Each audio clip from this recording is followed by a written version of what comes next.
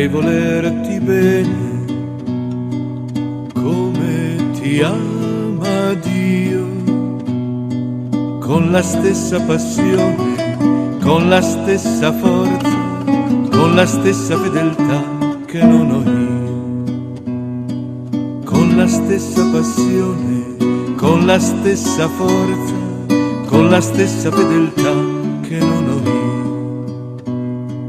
Mentre l'amore mio è piccolo come un bambino, solo senza la madre, sperduto in un giardino, solo senza la madre, sperduto in un giardino.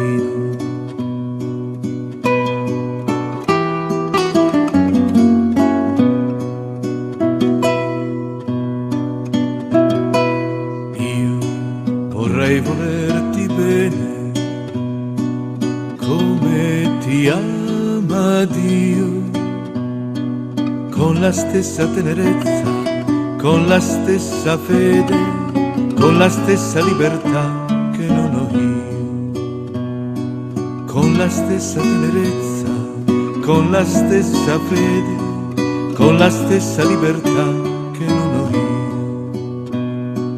Mentre l'amore mio è fragile come un fiore, ma sete della pioggia, se non c'è il sole, ha sete della pioggia, muore se non c'è il sole.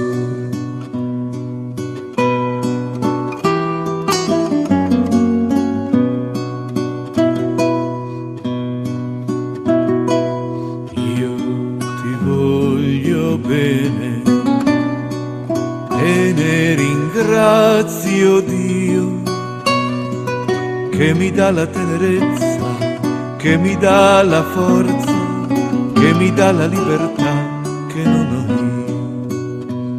io, che mi dà la tenerezza, che mi dà la forza, che mi dà la libertà che non ho io.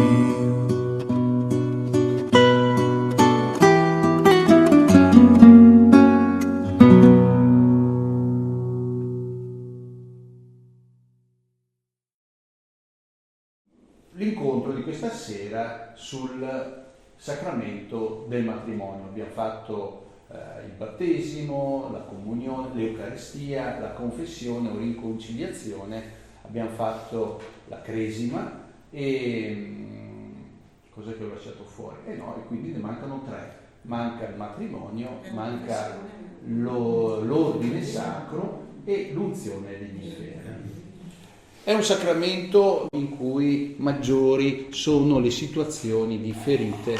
Prima di tutto metto le mani avanti, c'è subito una obiezione. Perché ce ne parla uno del matrimonio, uno che sposato non è? Non sarebbe più opportuno che ne parlasse qualcuno che dal di dentro sperimenta questa situazione? Che cosa ne sa un prete? No? Ne può parlare solo teoricamente? Avete ragione. Però c'è anche un valore se ne parla di queste cose uno che non è direttamente implicato, cioè un prete, una persona che non è sposata. E quale può essere il valore? A me piace immaginare la realtà della comunità cristiana e della Chiesa come 2 metà di una mela, la realtà degli sposati e la realtà dei non sposati, e però la realtà intera è fatta di entrambe queste metà, in dialogo tra loro, e sono 2 parti, 2 metà che sono essenziali, l'una per l'altra e viceversa. Gli sposati testimoniano e ci sono per dire ai non sposati: guarda che la vita concreta, è una roba seria. La carne, li tirano giù per i piedi, che rischiano i non sposati di vivere e di parlare dell'amore di Dio, ma solo in teoria, no? E della vita solo in teoria, senza essere implicati con le mani in pasta sulle problematiche, sulle questioni di tutti i giorni. Ma dall'altro, che cosa? Ecco, qual è il valore della presenza di gente, ecco, che vive il celibato, la verginità, la castità per il regno dei cieli, che per alzare lo sguardo, e anche il richiamo, il segno, la testimonianza che qual è lo scopo? Lo scopo della vita, e quindi anche della vita sponsale, della vita matrimoniale, del lavoro, eccetera, eccetera, lo scopo è la gloria di Dio, è la gloria di Cristo. Vedete, queste due parti sono essenziali l'una all'altra. Gli uni tirano giù dai piedi quelli che rischiano di partire per la tangente, e gli altri ci aiutano, dovrebbero riuscire ad aiutare ad alzare lo sguardo, a non rimanere, uso una parola un po' gresa, infognati, impelagati, infognati dentro le vicende di tutti i giorni. Una prima precisazione, ancora prima, vedete quante cose, ancora prima di entrare nel merito delle questioni. Anch'io dico cose più grandi di me, ma le dico più grandi di me tutte le volte che faccio le prediche, tutte le volte che si celebra la messa, tutte le volte, ma è così anche per dei genitori nei confronti dei figli, per ognuno di noi e di voi. Se noi dicessimo soltanto le cose che sono alla nostra portata, cioè rispetto alla nostra, come si può dire, alla nostra coerenza, proporzionate alla nostra coerenza, staremo freschi. È giusto che sia così, che possiamo richiamarci alla bellezza, alla verità, alle cose più vere, anche se le viviamo soltanto parzialmente. Ma vedremo che questa non è un'obiezione. La seconda precisazione, non diremo questa sera, ci mancherebbe altro, tutto, no? E quindi mi auguro di dire almeno delle cose essenziali, le cose più importanti da cui anche le altre dipendono. Un'osservazione di metodo, ecco, come vi accennavo proprio all'inizio, il sacramento del matrimonio mi avventuro in punta di piedi, è delicato perché presenti forse anche tra voi qui, ma anche dentro le nostre, senz'altro dentro le nostre comunità cristiane, situazioni matrimoniali ferite, a volte anche di rottura definitiva, a volte provvisoria, e sono sempre più numerose anche dentro alla comunità cristiana. Occorre perciò parlarne con prudenza, con attenzione, con sensibilità. Lo scopo del nostro incontro non è quello di giudicare nessuno, né di suscitare e destare sensi di colpa, ma per tentare di presentare la realtà della sponsalità del matrimonio, del sacramento, nel suo aspetto bello, vero, così come il Signore l'ha voluto e continua a volerlo, con lo scopo magari di suscitare anche una nostalgia e anche una voglia di rimettersi in cammino una volta in più. E veniamo ai sacramenti. I sacramenti sono delle cose umane, l'acqua, il pane, il male, per quanto riguarda la confessione, il diventare adulti, la cresima, l'amore umano, il matrimonio, il rapporto con Dio, l'ordine sacro, e poi il dolore, la malattia. Sono cose umane, situazioni umane che che diventano sacre.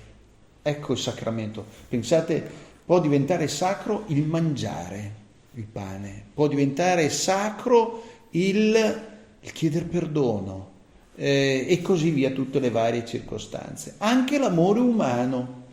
E com'è che queste cose umane diventano sacre?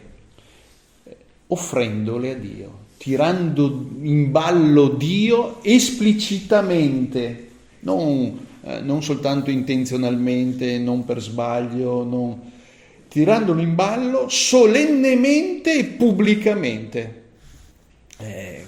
Quindi diventa sacro perché c'è un gesto, un rito, una celebrazione che fa sì che questi elementi diventino sacri.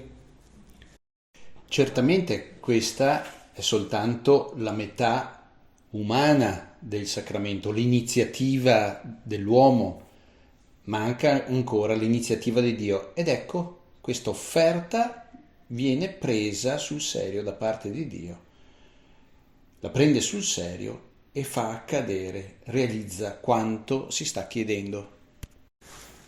Cioè diventano segno della presenza di Dio per me. E questo vale anche per l'amore umano tra un uomo e una donna. L'amore umano c'è a prescindere da Gesù Cristo, a prescindere dalla fede cristiana, a prescindere, no? C'è. Però a un certo punto dei cristiani che dicono: ma qual è il senso della nostra vita? Qual è il senso della vita? Che è la gloria di Cristo. Ma questo è lo scopo della vita di un cristiano in tutti i pensieri, in tutti i momenti della vita, e dunque anche quello dell'amore umano. E allora partiamo proprio dall'esperienza, incominciamo a piccoli passi. L'esperienza cosa ci dice? Non è bene che l'uomo sia solo, no? Questo ci dice. Come nasce nella gioventù, di solito l'innamoramento, i primi innamoramenti non accadono a 80 anni, ecco, ma accadono anche in gioventù, e quindi l'infatuazione, la cotta e poi qualcosa di più. Com'è che parte, com'è che inizia? È certamente legata all'accorgersi che interessi a qualcuno, che tu interessi a qualcuno. C'è qualcuno a cui io interesso. Magari dopo si scopre che non è tutto così puro, così limpido, perché interessi sempre inizialmente per dei particolari. E quindi non è bene che l'uomo sia solo, e lo dice già la Sacra Scrittura proprio nelle primissime pagine. E allora ecco che una compagnia, ripercorrendo il racconto degli inizi, che Adamo è solo e Dio crea Eva, e lui che dice: questa sì è osso delle mie ossa e carne della mia carne. Aleo, e fa i salti pindarici e con tutte le cose che ci vanno dietro. Quindi l'esperienza che cosa ci fa venire a galla? Che due si mettono assieme e stanno insieme per farsi compagnia. Domanda, ecco qui, ma Eva, che è stata creata e data ad Adamo per rispondere al suo bisogno di compagnia, per vincere la solitudine, Eva riuscirà a riempire tutto il bisogno di compagnia che Adamo ha, e viceversa? Adamo riuscirà a colmare il bisogno di essere amata, ascoltata, accolta, presa sul serio, stimata di Eva? Che cosa ci dice? Che cosa vi dice l'esperienza? No. Anche Allora, ammettendo che Adamo fa di tutto per venire incontro e accogliere Eva. Eva fa di tutto. Quindi, nel migliore dei casi, la risposta è no. Ma nella realtà le cose si complicano ulteriormente, perché c'entra a volte anche molte altre cose, i limiti, le fragilità, a volte anche la cattiveria, i dispetti, no? Non lo so, immagino che nella vita concreta e pratica qualcosa del genere qualche volta magari possa anche accadere di fronte a una mancanza. Sì? Adesso ti sistemo meglio, vediamo quanto non parlo più, no, verrai a cercarmi, hago mal de testa. Quindi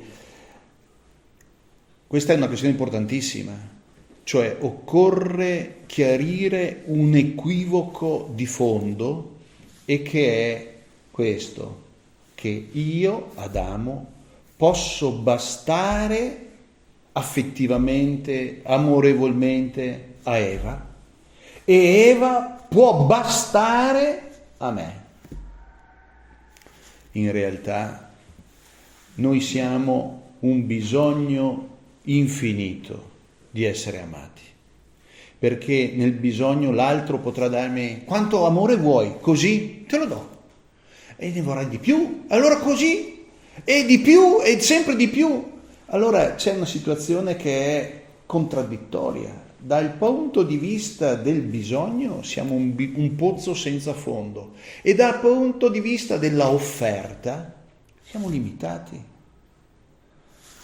Siamo limitati nella nostra capacità. L'altro è limitato nella sua capacità di amare, ma anch'io nei confronti suoi.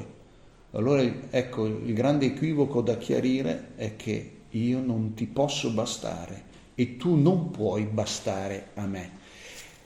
Ma in realtà uno potrebbe dire, allora 2, 3, 4 uomini o donne, no, ci si accorge che non è una questione di quantità. A volte, ecco, l'equivoco è tu sei mi sono sbagliato perché sei la persona sbagliata, allora cerco di cambiare, chissà che trovo quella giusta.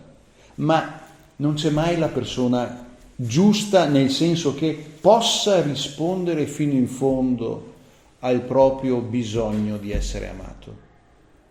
E quindi non è che sostituendoli, andando per tentativi, potrò trovare quella che basta. Anche perché statisticamente capite anche voi che se vado per tentativi dovrei... Quanti posso tentare? 3, 4, 5, 6, ma sulla faccia della terra siamo in 8 miliardi e quindi statisticamente capite che colpo di fortuna pazzesco trovare la persona giusta sugli 8 miliardi che esistono sulla faccia della terra. Allora com'è?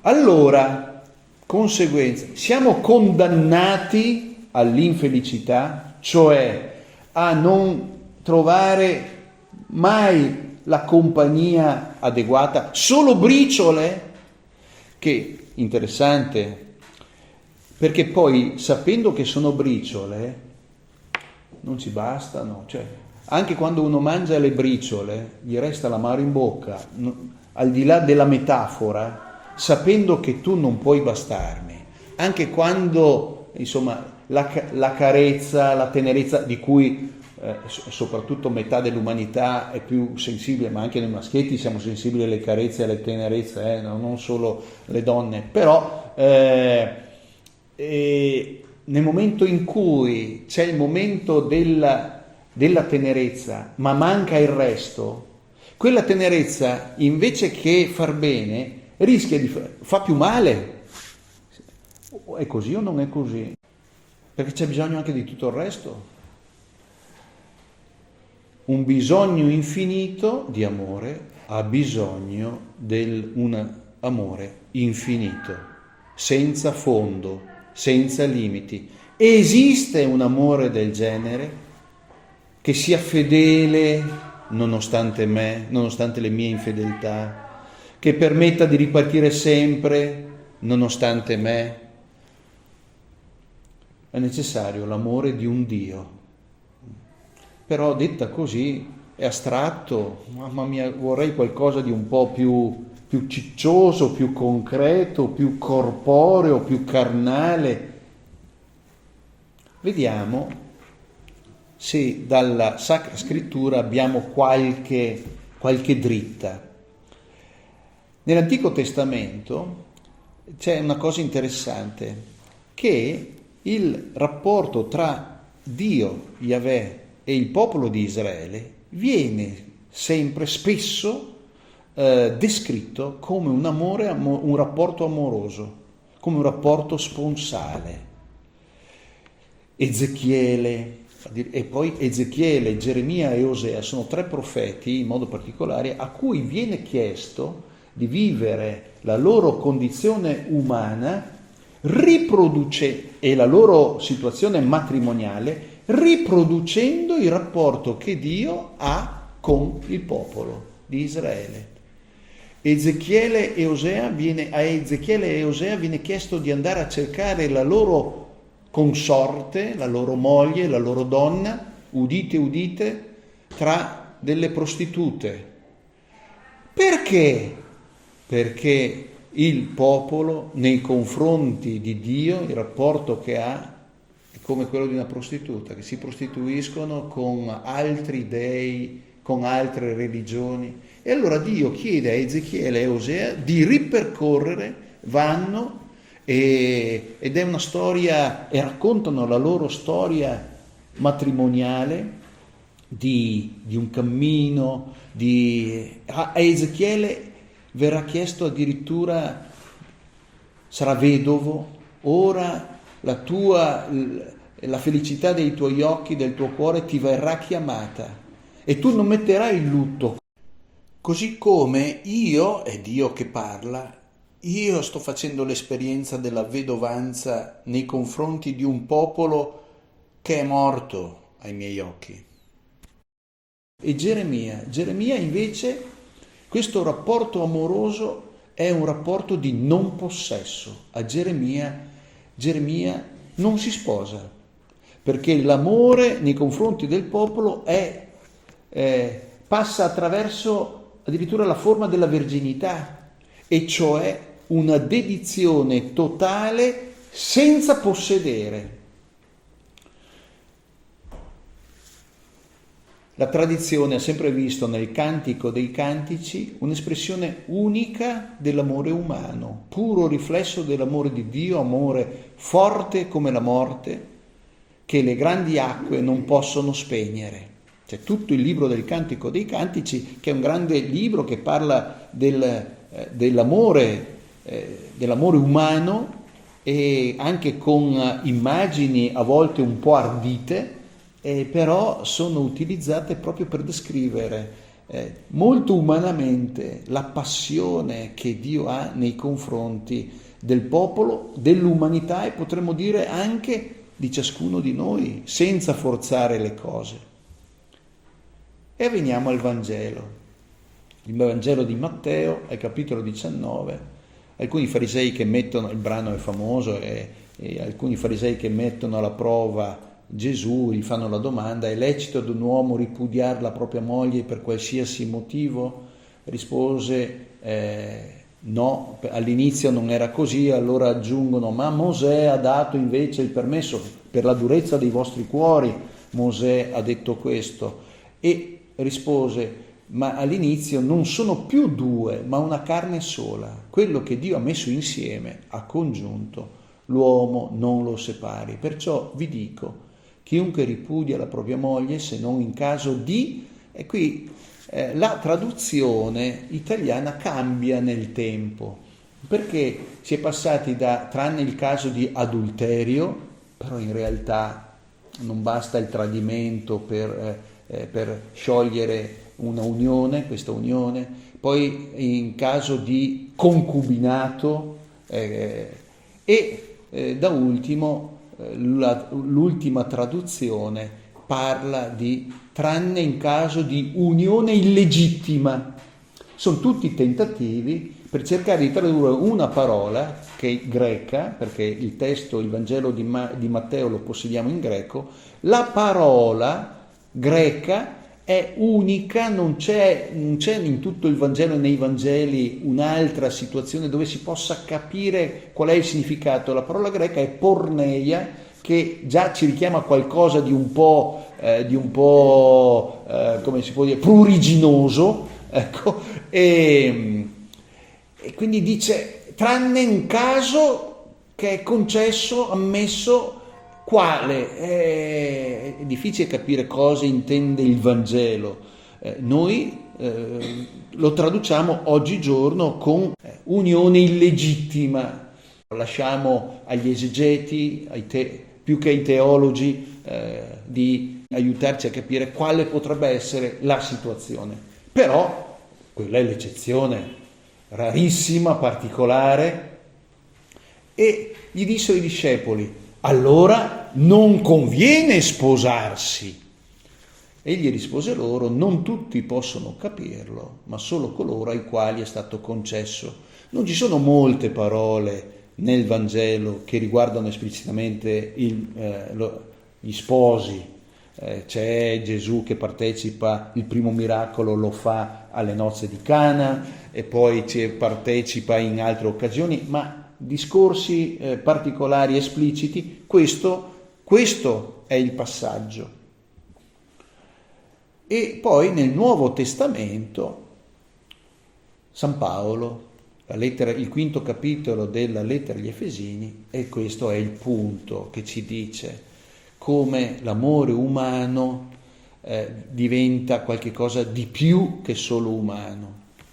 Voi mariti amate le vostre mogli come Cristo ha amato la Chiesa e ha dato la sua vita per lei. E poi prosegue rovesciando: e la Chiesa che dà la propria vita per Cristo. E poi prosegue il capitolo successivo: e voi mogli state sottomesse, e voi mariti date la vostra vita. Essere sottomessi e dare la vita sono due termini che sembrano diversi, ma in realtà la sottomissione è dare la vita, e dare la vita è una sottomissione e un'obbedienza. Quindi si usano parole diverse, ma la sostanza è esattamente la stessa. Il criterio, la misura, il modello qual è? Come nell'Antico Testamento, ma qui diventa come più pregnante, più concreto. È Cristo che dà la vita per te, per me, per la Chiesa.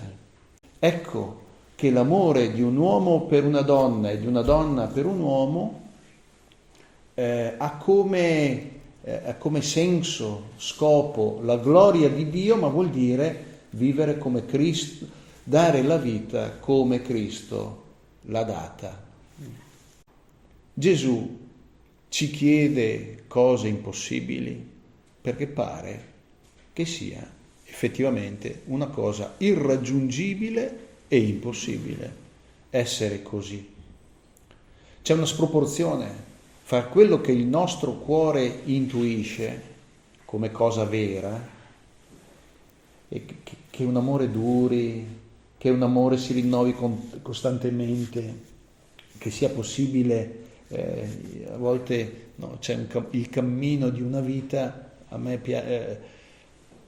qual è il senso e lo scopo? Nel momento in cui si diventa anzianetti e uno ha bisogno dell'altro, l'amore giovanile rende possibile il fatto che io ti stia dietro anche da vecchiotto.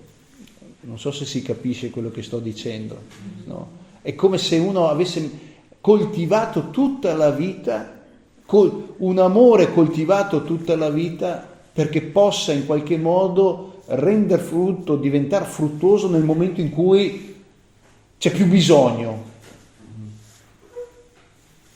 Pensate che dolore, che sofferenza. Io ho conosciuto dei casi in cui nel momento in cui uno dei due si ammala, l'altro lo abbandona. Dopo anni e anni e anni che si è vissuto assieme, volendosi bene, che dolore, che tragedia, non so, che dramma, ecco, più che tragedia.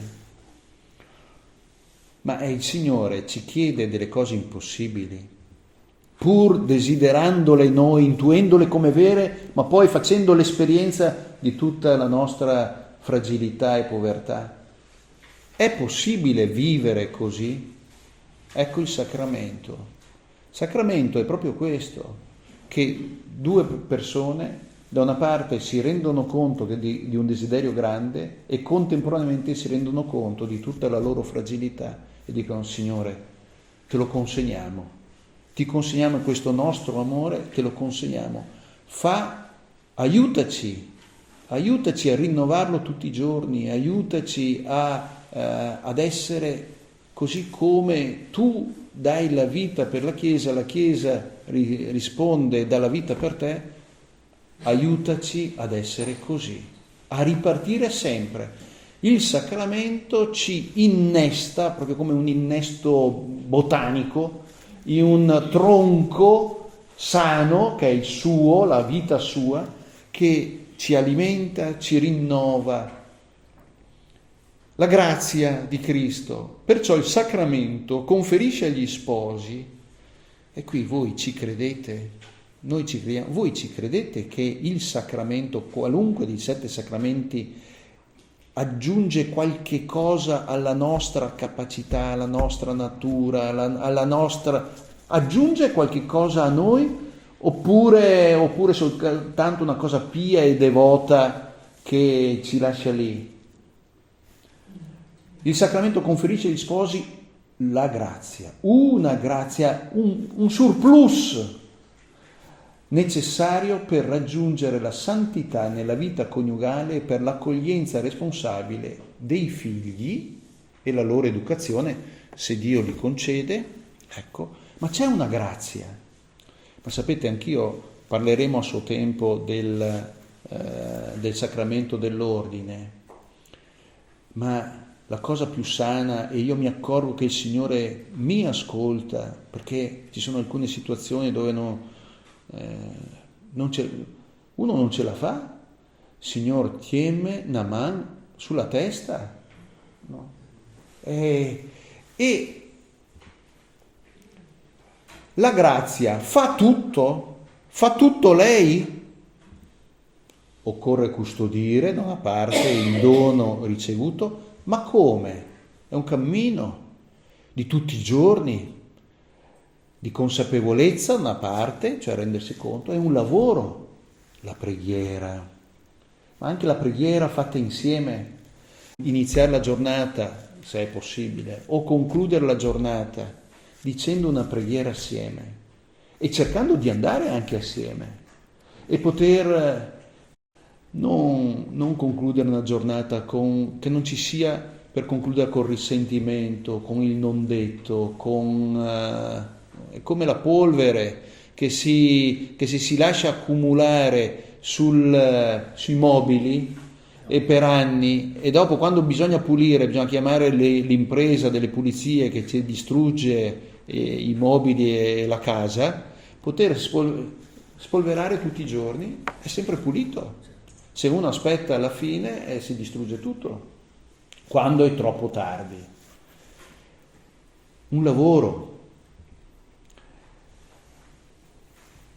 Entrando proprio nel significato del sacramento, che sono anche le parole che sono nel rito, adesso un tempo si diceva io scelgo, no?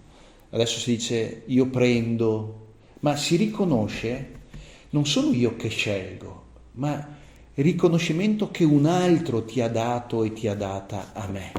È vero che tutto nasce a volte per delle coincidenze, per delle casualità, ma se non passavi di là quel giorno lì, se non cambiavi casa, se non avessi detto di sì, quella gita, quella festa, che coincidenze, che casualità, dei particolari. A volte magari ci sono delle persone che si frequentano per anni, da amici, da conoscenti, no? E poi accade qualche cosa che chissà che cosa, e uno dice ti ho scelto, ho voluto. È vero, ma a un certo punto ci si accorge, proprio col senno di poi, mamma mia, è accaduto, ma avrebbe potuto non accadere.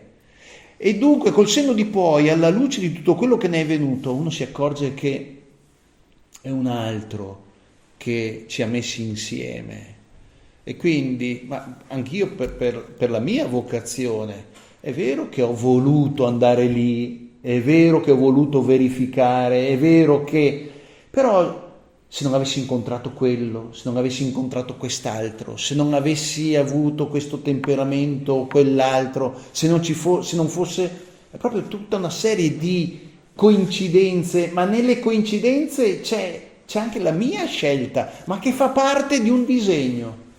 Allora il passaggio da io scelgo te all'essere la percezione non formale di essere stati scelti. Mi viene in mente in questo momento per aiutarci a capire quando noi scegliamo le cose, quando noi decidiamo, ma anche semplicemente per comprare un vestito o per fare un grande investimento, più grande è l'investimento e quanto tempo passa per dire porca miseria, e se ho sbagliato, e se ho preso una cantonata. Se sono io che scelgo, più è alto l'investimento e più breve è il tempo in cui incomincio a pentirmi. Riesco a spiegarmi? Allora, se ho scelto io, se ci siamo scelti noi, ma il tempo, il momento del pentimento, cioè nel momento in cui la possibilità che mi venga in mente di dire me so sbagliato, è scritto, è impossibile che non mi venga il dubbio di aver scelto male. La possibilità che le cose possano durare è inevitabilmente deve fare i conti con la percezione che sono dentro una scelta più grande e di un altro. E lui, ecco la questione, è lui che è fedele, cioè è il buon Dio, è Gesù Cristo, avendomi fatto incontrare te, ma si è sbagliato, ma mi ha fregato. Ci ha fregati, facendoci incontrare. È possibile che ci abbia fregati? La fedeltà a quello che ha messo in atto, che ha iniziato, è la sua. È Dio che è fedele per compiere e nel compiere la mia felicità, anche quando l'altro che mi è stato messo a fianco tradisce. No, è diverso da quello che immaginavo. Siamo sempre diversi da quello che immaginavamo, ma non so, documentatemi voi. Anch'io sono diverso da quello che mi immaginavo. Non è soltanto l'altro che è diverso da come me lo immagino e me lo immaginavo. Io sono diverso da come vorrei e da come mi immaginavo. E quante volte ho incontrato, questo è un problema, devo dire, più che problema, il tentativo di sì, ma lo cambio. No, ma lo cambio, no? Sì, va bene, dai, è vero, è diverso, sì, tempo al tempo, lo cambio. Questa è una questione che ho sentito spessissimo venire a galla soprattutto dalle signore, e questo a un certo punto si scontra con la realtà, perché è vero che uno cambia, ma quasi mai su quello che vuoi tu. Anzi, è anche facile che nel tempo, non so, invecchiando si peggiori. È un lavoro una preghiera assieme, l'esercizio della carità, l'esercizio del perdono, il ricominciare, il chiarirsi, a volte anche il non chiarirsi, no? Perché a volte ci sono delle questioni che sono veramente sottigliezze e che magari star lì a insistere si crea un problema, si ingigantisce un problema che in realtà non c'è, e quindi a volte non è necessario dirsi tutto e chiarire tutto, a volte è anche più utile tacere, no? Ma voi vi vedo con grandi cenni di assenso, si impara anche dei santi silenzi, dei santi silenzi. E poi, ecco, l'amicizia è una cosa importante, poter essere amici tra coniugi. Lo dicevo ai ragazzi e mi sono accorto che questa cosa qui toccava molto. È più facile essere morosi che amici. Che differenza può esserci tra l'essere morosi rispetto all'essere amici? Il rischio è che l'amicizia sia qualcosa di più profondo che l'essere morosi. Potrebbe addirittura essere l'amicizia qualcosa di più profondo che essere anche marito e moglie. Pensate il paradosso, no? Poter coltivare una amicizia, ecco, l'inizio, l'origine, poter sposare, essere consorti dell'amico. Lascio lì una provocazione, la lascio lì come domanda. È possibile essere amici, ma amici veri, tra un uomo e una donna?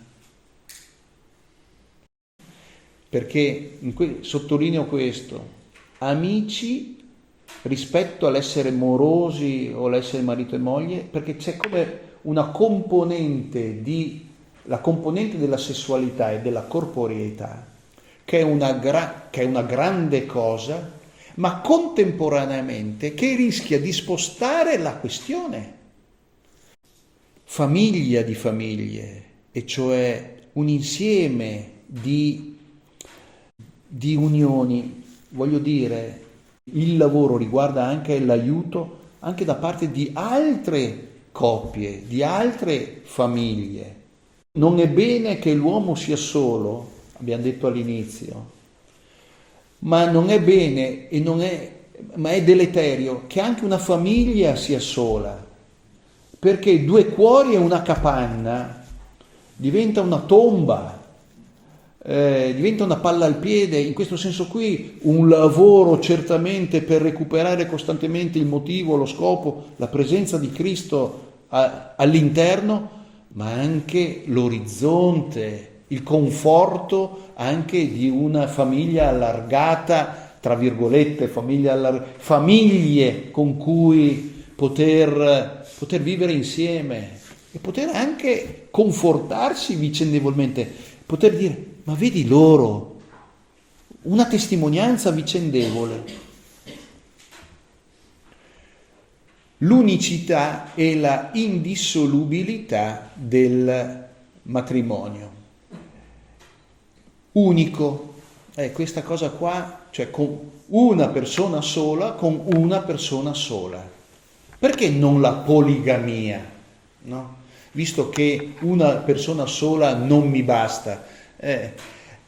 La cosa ve l'ho in qualche modo già anticipato, ma a me è capitata un'esperienza bellissima e che mi ha chiarito profondamente su questo aspetto. Andavo a fare catechismo a delle famiglie, a un gruppo di persone cambogiane. La gente dalla Cambogia scappava, siamo negli anni '80, c'era questa famiglia in una valle bresciana, Val Trompia, e io andavo lì da loro a insegnare loro l'italiano e leggevamo insieme un libretto e loro erano, allora c'era un uomo con 2 mogli, ma altri ne avevano 3. Allora stavamo lì leggendo sto libretto, si parlava e a un certo punto una, 2 escono e dicono: noi vogliamo volevano diventare cristiani, volevano il battesimo e quindi andavo lì a fare la catechesi. A un certo punto escono dicendo: noi ci piace il matrimonio cristiano. E allora io, incuriosito, chiedo, dico: ma è perché? E una dice: perché noi siamo in 3, ma io del mio uomo non voglio, e lei ha detto proprio questo, 1/3 dei suoi pensieri, 1/3 del suo affetto, 1/3 dei suoi figli, 1/3 del suo tempo. Io non voglio 1/3 del mio uomo, io lo voglio tutto intero. Bellissimo. E quindi l'unicità è perché il nostro bisogno di amore ha bisogno della persona amata e di essere amati da una persona tutta intera e non divisa. E poi l'indissolubilità, perché l'amore di Dio che Dio ha per ciascuno di noi non si pente. Il suo amore nei nostri confronti è indissolubile. E guardate, se questa cosa qua, che sembra un capestro, ma in realtà corrisponde a come il nostro cuore è fatto. Perché le ragazzine e i ragazzini, quando vedevo i bigliettini che si scambiavano a scuola, dicevano sempre, ci scrivevano ti amo per sempre, no? Ti amo forever, no? Forever. Ma a quanti altri l'hai detto? Quanto dura questo per sempre? Quanto dura questo per sempre? L'amore ha tempo. Io ti voglio bene finché non ti ammali, finché non mi innamoro di qualcun altro, finché non cambio idea. Io ti amerò finché mi porti a casa i soldi. Ti amerò finché... Quando uno pone una condizione, lo capiamo immediatamente che questo è nemico dell'amore, giusto?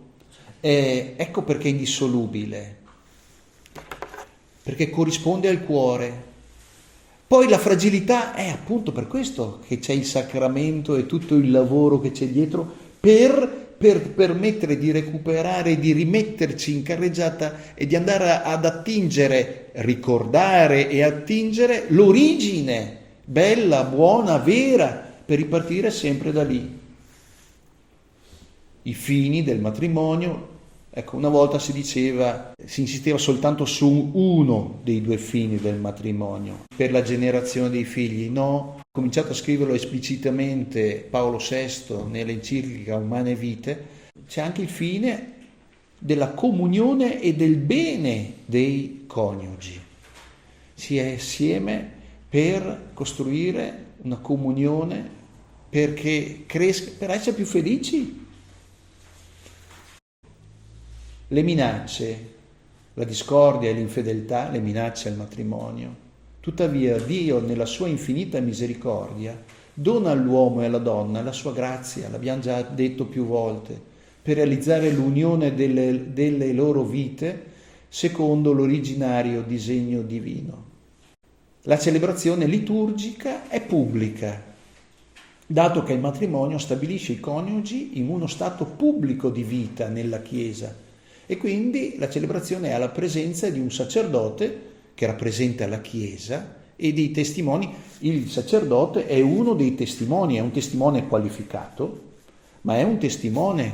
Chi celebra, i celebranti del sacramento, sono i 2 sposi. Gli altri, prete compreso, sono lì per dire: prendiamo atto. Il consenso, per rendere valido il matrimonio è necessario il consenso, cioè la volontà espressa di donarsi reciprocamente e definitivamente allo scopo di vivere un'alleanza di amore fedele e fecondo. Il consenso deve avere come oggetto il vero matrimonio, vero, sono andato a chiedere anche a Don Francesco, ma vero, perché c'è anche un falso matrimonio, vero nel senso inteso dalla Chiesa, come lo intende la Chiesa, cioè che sia sacramento, la sacramentalità, che almeno un po' uno capisca che c'è qualche cosa di sacro in questo, l'indissolubilità, la fedeltà e la disponibilità e l'apertura alla prole, che sia cosciente, cioè che uno dà il suo consenso coscientemente, che sia cosciente di quello che fa, al 100%, non lo sarà mai, perché se uno fosse cosciente al 100% quante cose non faremmo. No? Quindi io dico che per certi versi una ragionevole, o dico sana incoscienza è utile, se io, ma nessuno rischierebbe mai, c'è un rischio, un sano rischio, non si sposerebbe mai, non si unirebbe mai, non metterebbe mai al mondo i figli, non andrebbe neanche mai su e giù per le scale, pensando all'eventualità di che cosa potrebbe succedere. Certo, non irresponsabili, no, che uno non sa cosa fa, no? Per questo che c'è il tempo del fidanzamento per conoscersi, e dopo anche qui si allargherebbe. È il tempo di fidanzamento e quindi della prova, non già del vivere in un tempo di provvisorietà, in un tempo provvisorio, vivere la definitività, cioè già da coniugi, nel tempo della provvisorietà. È una contraddizione. Se è un tempo provvisorio, come faccio a vivere la provvisorietà dentro uno stile di vita che è definitivo? Anche l'altro giorno alcune persone mi hanno fatto il caso di due persone che hanno convissuto con figli per 15 anni o 20 anni, non mi ricordo, comunque tanto tempo, si sono decisi di sposarsi e si sono lasciati dopo 6 mesi. E allora, guardate che non è raro. Allora mi chiedevano, perché comunque vivere uno stile di vita definitivo da sposati, non essendolo, nella testa c'è sempre comunque, tu vivi la provvisorietà. Nel momento in cui scatta la definitività, scatta nella testa, nella posizione, è un'altra cosa, è come se uno tenesse sempre, pur vivendo una situazione, una condizione stabile e definitiva, sempre con la porta aperta. Non si sa mai, ma allora vuol dire che sei qua comunque in prestito, fino a un certo punto. Si riesce a capire? Pur con il rispetto per tutti, perché nella mia, ma è così ormai dappertutto, nelle nostre famiglie, i più giovani, no, nella mentalità comune tutti convivono, ma occorrerebbe con delicatezza, con sensibilità, con rispetto, riuscire a far percepire, ma nella provvisorietà tu puoi avere anche figli, eccetera, eccetera, eccetera, ma sempre con la porta aperta, dicendo non si sa mai, ma è come la premessa per una cosa che debba come succedere, no? Cosciente, libero, non determinato da violenza o costrizioni il consenso. Dio stesso suggella il consenso degli sposi. La separazione fisica degli sposi. La Chiesa permette e concede la possibilità, ammette la separazione fisica degli sposi quando per motivi gravi lo stare assieme, la loro coabitazione diventa impossibile, anche se auspica una loro riconciliazione, cioè la separazione di per sé è sempre provvisoria nelle intenzioni, anche quando, insomma, diventa definitiva, o comunque, ma diventa definitiva solo in un caso. Quale? Il momento in cui uno mette in piedi un'altra famiglia, cioè un'altra storia, un altro matrimonio.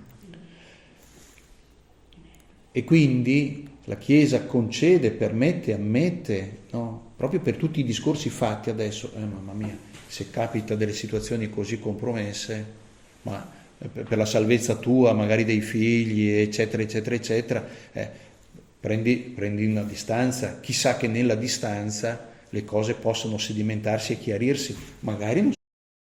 Finché vive il coniuge non si è liberi di contrarre una nuova unione, proprio per questo motivo qui, che è come dire quella cosa lì è morta, defunta, è irrecuperabile.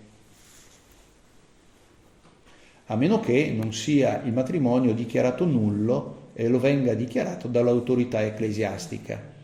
Su questo mi permetto di dire una parola, perché ci sono un sacco di dicerie, un sacco di sospetti, un sacco di cose, che è insomma la nullità del matrimonio, basta pagare e lo ottieni, e chi più ha possibilità di ottenerlo.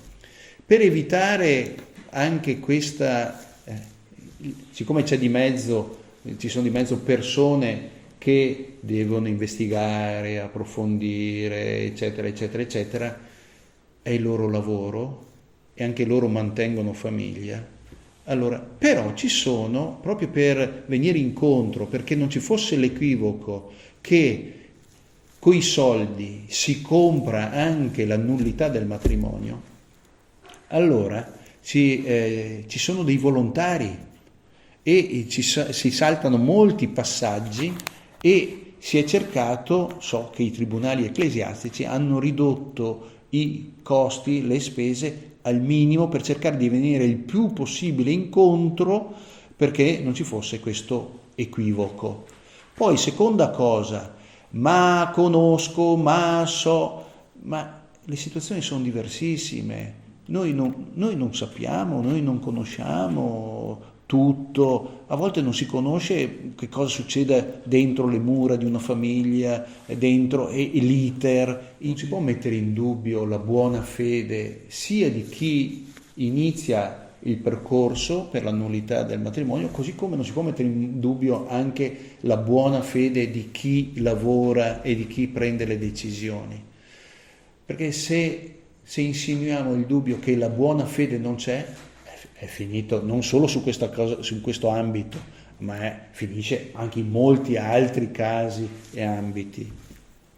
La grazia sacramentale aiuta a vivere nella nuova condizione celibataria dei separati.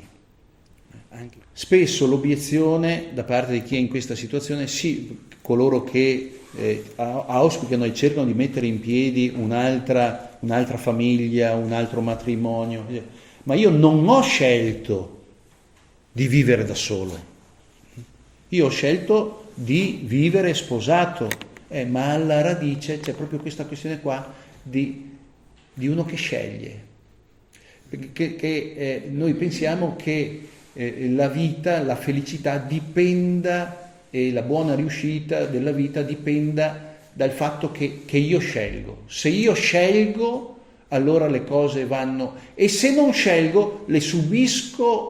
Subire è sinonimo di negatività.